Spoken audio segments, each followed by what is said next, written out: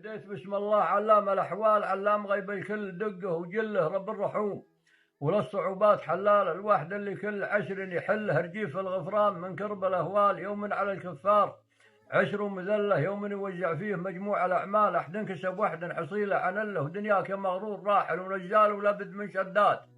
في منزل له المنزل اللي فيه بدن الأجيال كل يلاقي ما عمل مستوله مكتوب يحصي ما تقدم من أفعال سبحان محصي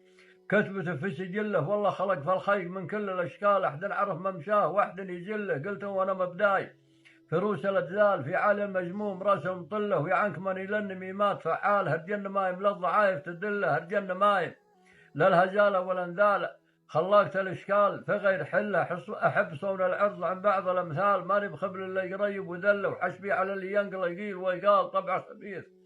ولرد سهمة له ما حسب المنقود للهرج شيال وخير من هرج كثير يقله درب المراجل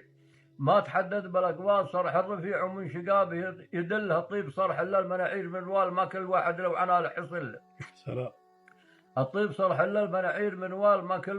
واحد لو عناله حصل له يا ما ركض بالطيب شيب وجهاله ويا ما عجز عمسمه لا يجله والطيب طيب مطوعة كل عيال بمصقل عظم جماجم يهله وقت مضى مركوبهم شهب الأذيال والله خلقهم للمعادين عله ولا كريم فلم وجيب عمان نار الشعام وسطوته في محله للروح المحتاج حطه على البال يقضى اللزوم وصار ذلك هوله والبر بالولدين من خير الأعمال محدنجز ولداه فالبر كلهم من حنون وشايب مبيد الحال والكل منهم مهنته مستقله وخير منها من تهجد بالانفال بوساط ليل وللولي مسخر اللي يبى مقر الدوم من غير غربال مؤمن وخايف منبر غير حل وصلاة ربي عد ما هل وبال على رسوله طاع ربه ظل وسلامتك. يعني سالم.